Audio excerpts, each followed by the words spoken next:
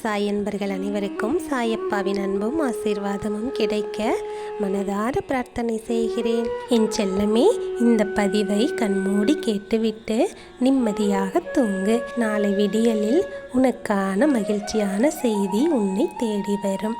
என் செல்லமே, உன் மனதில் 1000 கேள்விகளோடு என்னை தேடி வந்திருக்கிறாய்.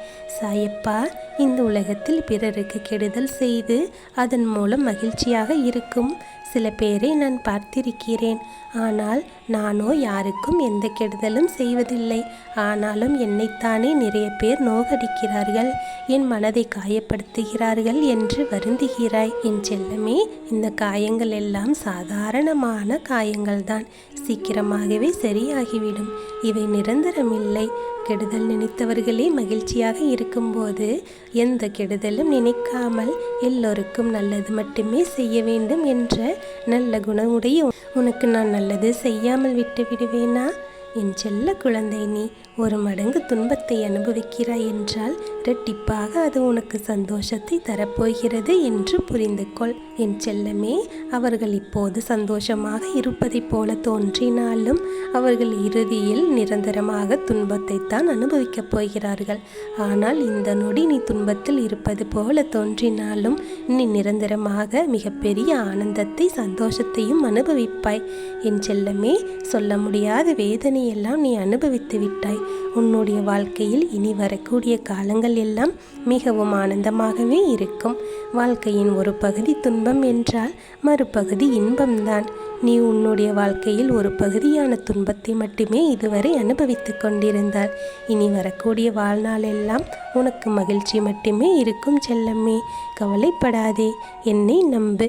இப்படி இருக்கும் இந்த காலம் இப்படியே போய்விடாது.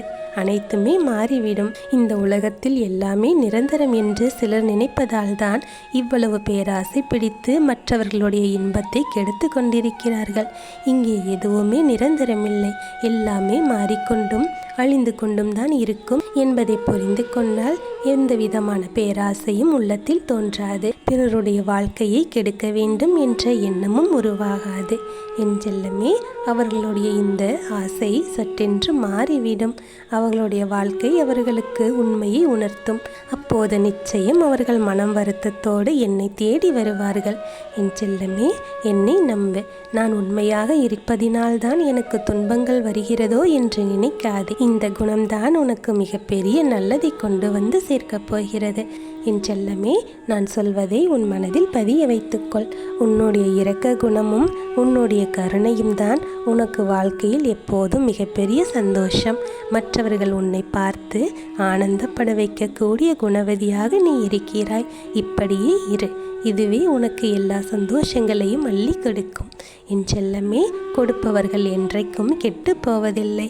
அவர்கள் மேலும் மேலும் வாழ்ந்து கொண்டேதான் இருப்பார்கள். நீ இன்று செய்யக்கூடிய ஒரு புண்ணிய செயல் நாளை உன் தலைமுறையையே காத்து நிற்கும். என் செல்லமே, பாவம் செய்பவர்கள் எல்லாம் இப்போது மகிழ்ச்சியாக இருப்பது போல தோன்றினாலும் அவர்கள் அதற்கான தண்டனையை ஒரு நாள் நிச்சயம் அனுபவிப்பார்கள். அதனால் அதையெல்லாம் நினைத்து மனம் வருந்தாதே. கண்ணை மூடி நிம்மதியாக உறங்கு. நாளை விடியல் உனக்கு நலம் சேர்க்கும் நல்லதொரு விடியலாக இருக்கும்.